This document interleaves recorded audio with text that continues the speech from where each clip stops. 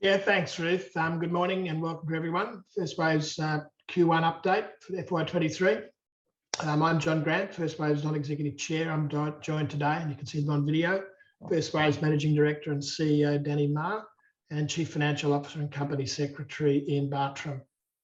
Just very quickly, I'd like to say that I open with saying that the Q1 saw the company complete the last elements of the integration of Opman Tech. That's been a very big piece of work and has gone relatively smoothly and quickly for integration of that type.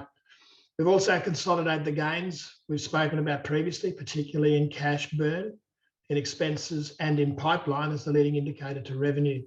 So Danny and Ian will add more detail, as you can see on the agenda, and we then look forward to answering your questions. Let me now hand over to Danny. Danny. Thanks, John. So I'll start by saying that Q1 has been a good launching pad for the year. It's of our first quarter since completing the integration of Opman Tech, where we're truly operating as an integrated company. We have a significant pipeline of sales opportunities, which you'll hear a little bit more about, which has been growing, particularly in North America, and it indicates to me a very strong outlook for revenue growth. We've got good levels of cash on hand at over $8 million, and our normalized cash burn is on target. So we're exiting Q1 at a run rate of $500,000 per month and still decreasing. This is down from over $1 million burn per month last year. I'm going to hand over to Ian to go through the financials to start with, and then I'll give you a bit more of a general update. Thanks, Danny. We can see in this table that both revenue and gross profit are up for the quarter. However, annualized recurring revenue is down 11% on the previous quarter. So let me start with an explanation of this fall and any impact this has on future revenues and cash flow. Approximately a third of the reduction in ARR is due to the removal of some infrastructure recharges that First Wave was not making any margin on. This was simply costs incurred in supporting the platforms that were passed on to the customers at no markup. These costs have now been engineered out of the solution. And although there is no net gain or loss in cash flow from removing this recharge, it is worth noting that this change has made the total cost of our services cheaper and therefore more cost effective. This should lead to better revenue growth in the future. 320,000 of the ARR reduction, or just over 25%, was from customers where we were experiencing multiple payment issues. These were also contracts where we're making our smallest margins. We made the decision to end these partnerships, significantly reducing the level of expense associated with supporting them. This decision will be cash flow positive to the business. The remaining 500,000 per annum, or approximately 40%, is customer churn. The customers are currently still using the platform while they migrate services to alternative providers, and we may find their revenues continue throughout Q2 and even into Q3. However, we know they will not be continuing in the medium term, and hence we've chosen not to report them in our ARR numbers. It is important for shareholders to know that these customers did not churn due to issues with First Wave services. They had broader telecommunication agreements in place with our partners and have churned those agreements. The termination of our services is collateral damage. This is an unfortunate consequence of a channel sales model, and it is our job to ensure we continue to sign up new partners and work closely with our existing partners to offset these losses. We estimate we've lost around $35,000 a month in gross profit from this churn and have taken this into account in our estimates of normalized cash flow. Growth in revenue for the period was 7.5% and related to items that were non-recurring in nature. The growth in gross profit was similar, albeit slightly lower at 6%, and hence the gross profit margin dropped slightly by 1%. However, with the removal of recharge revenues that carry no margin and the reduction in lower margin deals, the gross profit margin will now increase over time. So in summary, revenue is up, gross profit is up, ARR is down, with 40% of the drop being customer churn in the channel and 60% being active changes made to improve the profitability and cash flow of the business. Moving on to the cash position and expenses, the business finished the quarter with a solid 8.57 million in cash and cash equivalents. After cash usage in the quarter of 1.84 million, which is just over 600,000 per month. However, adjusting for the fact that there was no R&D income received in the quarter, that a large annual insurance prepayment was paid in Q1, and taking into account other timing adjustments required to give a normalized view on cash usage, the average cash burn across the quarter was $520,000 per month. Adding to this the timing and impact of permanent cost savings that were made during the quarter and the ARR reductions noted earlier, the normalized monthly cash burn exiting Q1 was under $500,000 per month, and this is expected to reduce further in Q2.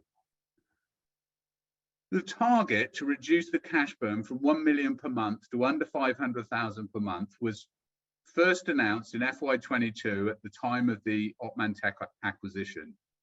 It is very pleasing to be able to announce that the integration has been completed, that the cost-saving synergies of the transaction have been realised, and we have achieved the cash burn reduction target. The business is now supporting double the gross profit on half the cash burn when compared to the levels pre the Opmantec acquisition.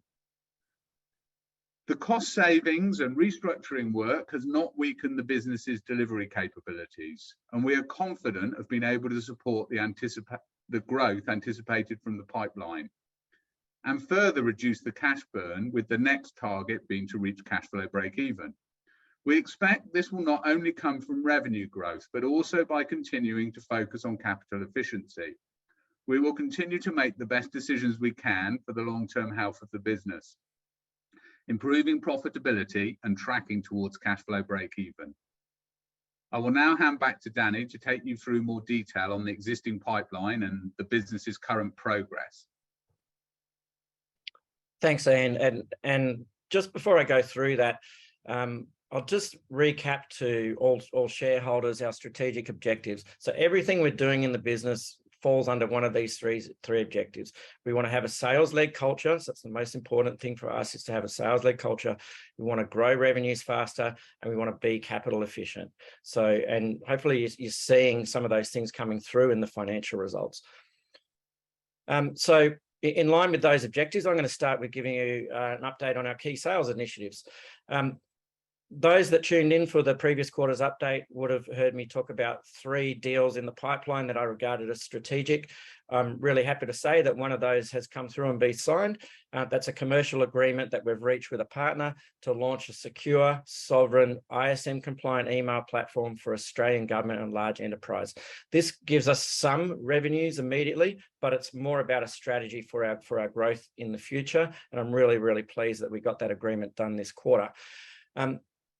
IoT management, we're emerging as a leader in this space, in particular with secure IoT management, bouncing off the technology we have and replicating the success we have with IoT management with Microsoft. I'm just flagging that in this quarter's update because it's something that you might hear or see a little bit more in relation to us, because we're uniquely positioned to provide secure IoT management, and IoT provides a unique security risk for organizations and increasing. Our Telstra relationship has been reinforced, including a direct engagement with their sales team, which is fantastic. We have collaborative sales planning, where we're agreeing sales targets with them. We have new marketing initiatives. And of course, we continue to work with their product team on new initiatives as well. But really, really pleasing to have this enhanced engagement with their sales team. We've got an excellent diversified pipeline, which provides us with multiple paths to success. I mentioned last quarter that we had 3 strategic deals. We've signed one of them. So we now have 2, what I will call highly significant deals, both of these in North America, that we're progressing. And I'm really hoping to progress these further in this quarter. In terms of sales and marketing, we continue to focus our efforts on service providers, who are our main clients, as well as large enterprises, and our strongest markets being USA, Australia, and Latin America. We're focusing on our highest margin products, which are email security and network management. We've appointed a new sales director in North America, and he commenced on September 26. So we welcome James. And we've appointed a new CRO who is joining us on November 2nd in Sydney, and we'll be announcing who that is early next week. Our current US-based CRO has moved to advisory specifically on these key US accounts, working with our North American sales director.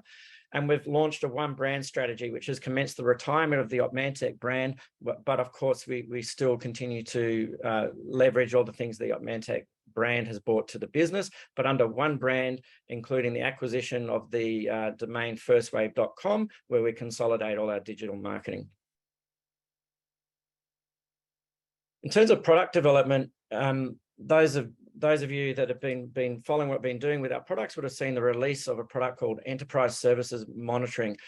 This changes the way that network management is performed. It allows IT operations people to manage their networks in business views rather than technology or geographical views. So in simple terms, you might have a failure of a piece of technology in London, which doesn't affect anyone in London and affects users in Sydney. And this Enterprise Services Monitoring module will give them the view of where it's impacting the business rather than geographically or technologically where the problem is. It's already been released and is in use by a significant Australian government client, and we're looking forward to winning more clients and rolling this product out to our existing clients and further enhancing our revenues. The first integration of Opmantec IP with Cybercision is going to be released next quarter. That is so cool. For those of you that understand the products that were acquired with Opmantec, this is going to particularly leverage the OP Events product. Once this IP is integrated with Cybercision, there are enormous things that we can do. If you can imagine that we acquired a company in January which had 10 years of development of its IP behind it, and has rolled that IP out in very large organizations around the world. So we can really take a leapfrog step with Cybercision, because we don't have to develop this IP because we now own it, and getting it up on that platform opens up enormous opportunities for us. Immediately, it's going to provide an enhancement to our email protection. It's going to give us some advanced automation features, i.e. so that IT managers can automate actions that happen when attacks happen. It's going to be really cool. And it gives us fantastic potential for further enhancements and feature pull through. I'm really excited about it, and there's just so much we can do.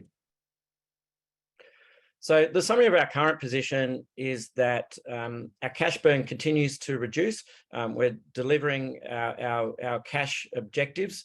Let's have a think about this next bullet point. We have doubled our gross profit with lower OPEX than we had prior to the Opmantec acquisition. So we've doubled our gross profit and our OPEX is lower, which is pretty cool. We're delivering on our goals. We're strengthening quarter on quarter, and that is going to continue. And we have a very exciting, growing and diversified pipeline. I mentioned that the two significant and what I regard as game-changing deals in the pipeline, we don't rely on those to grow this business. We will grow without them. But if we happen to pull one of those off, which I'm hoping we will, that's going to be a really exciting time for this company. So I'll hand back to John there for some closing comments, and then perhaps we'll take some questions. Yeah, thanks, Danny. And as shareholders can tell, Danny remains very excited. He used the word a number of times, and that's genuine, and very positive about the business, which, given he's the largest shareholder, is a good thing for all of us.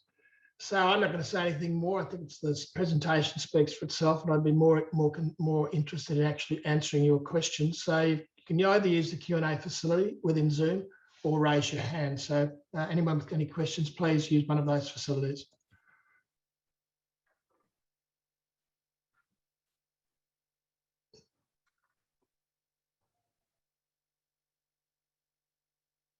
I think we saw Nick raise his hand, John. Yeah, I haven't got that.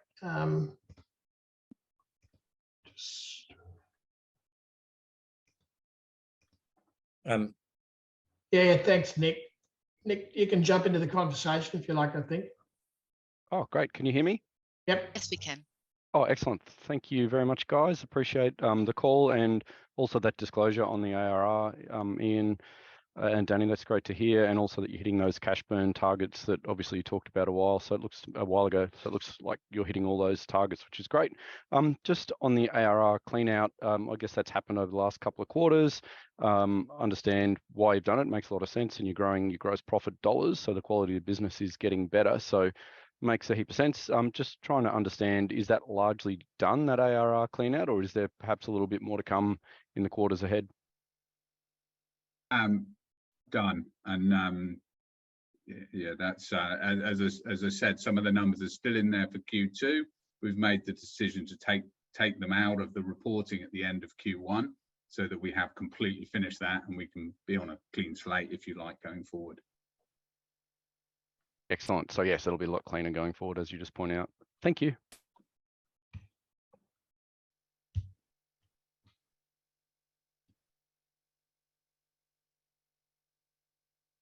Maybe just I'll throw one other one in, which is just around the North American sales traction and partners and things like that. Obviously, that seems to be the area you're getting a lot of success. From, maybe I've got this wrong, but from what I understand, it seems to be largely Opmentec. Could you just talk a little bit about where the new customer wins are coming and what sort of services you're providing? Thank you. Yeah, Danny, you might pick that up if you can. Yeah, sure. Well, obviously we've integrated the companies now, so we've all got to get used to what the new First Wave is. I mean, even around 40% of the shareholders came across from Opmentec, so it's a truly blended company, and we're starting, you know, as I mentioned in my update, we'll start to see the blending of the IP from the first quarter of next year, which is pretty cool. It's very exciting for me. But yes, you're right, Nick. The significant growth in North America is off our network management products, which were acquired with Opmentec. However, we do have a growing pipeline of opportunities in the US on Cybersyn as well. But I do see Cybersyn in our North American strategy as something that you know, I'm really looking to do a small number of larger deals on Cybersyn, whereas the network management, there's a couple of large deals, but there's also a kind of a real kind of underlying run rate business. We're talking internally with Cybersyn about you know, launching a direct to market initiative in the US, so that's something we're investigating as well. But definitely we're looking at all the products, but the pointy end for us is email security and network management. But you're right, the large part of the pipeline in North America is network management. I think it's just worthwhile adding to that, Nick, that it's about the go-to-market model. So as you know, for Cybersyn, we're exclusively partner to market. And what you've also seen from this company's history is that getting partners to sign up is not necessarily getting revenue from their customers. And that's the continuing thing that we're dealing with from a channel point of view. But in terms of the Opmentec suite of portfolio of products, there's mostly a direct go-to-market there, so dealing directly with the end customer. And that just gives you a different outcome. It doesn't necessarily give you a different outcome. What it gives you is a different opportunity to bring a sale home. So, but having said all of that, they're all enterprise sales deals. So they're all large sales, they're all complex sales, and they all take time to work through organizations. But it's a wonderful thing, really, for the other 60% of shareholders that didn't come with the Opmentec merger, that we've now got these multiple avenues to market. And that was one of the strategies that we had about the acquisition, and that's what's actually happening. So I'm delighted with it, frankly. Thanks very much. And obviously, you know, cybersecurity hacking is very topical at the moment. There's been a number of really large scale ones. Just curious, has that caused an increase in inquiries towards First Wave? Is the pipeline growing as a result of that, or would you see that through, to John, to your point, through the Cybersyn partner model rather than direct? Just some comments on that, please, and then I'll stop asking questions.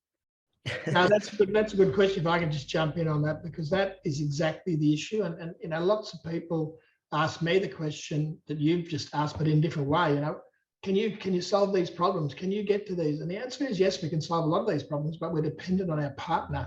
We don't have brand recognition independently, and that's always been a challenge for us. So while we've got leading, sort of leading technologies in terms of what's available in the marketplace, depends on our partners to actually take that to market, and the end users and customers are not talking to the partners about that. So it's just an anomaly at the moment that we live in this environment in which we live in, which is quite frightening. And I could tell you a story about, just bear with me for a minute, but I'm getting some work done in the car, and I went to this upholsterer the other day and I said, can we book it in?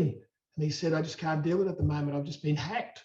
This is a guy who runs a 15-person business, and they got into his business, they got the invoices, they reworked the invoices and put their bank account on it, and then forwarded those invoices with his approval through the accounts payable department. For 4 days, he was paying invoices like that. This is what is really happening. So the anomaly is that without the branding that we've got direct to market, it's really hard for us to sort of respond to that, which is one of the reasons why Danny spoke quickly about looking at the opportunity to go direct to market in the US. This has to be something that's in our consideration because of just what's going on in the environment. So said a lot on that, and Danny, anything more you can add? No, but no, support all of that. Thanks, John. And our major partner in Australia, Telstra, on the cybersecurity front, is receiving absolutely increased inquiries. Especially because we know that it was their major competitor which had the largest breach. So they're absolutely seeing more inquiries, and we hope to be beneficiary of that.